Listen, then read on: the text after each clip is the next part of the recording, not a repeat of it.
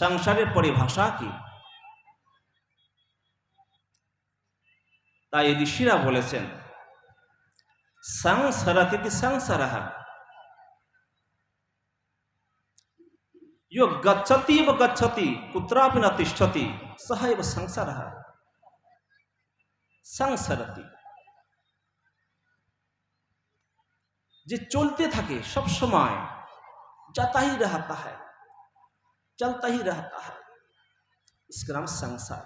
संसरति तो संसार है, सब समय चलते থাকে, बालक থেকে যুবক, যুবক থেকে বৃদ্ধ, বৃদ্ধ থেকে সমাপ্ত,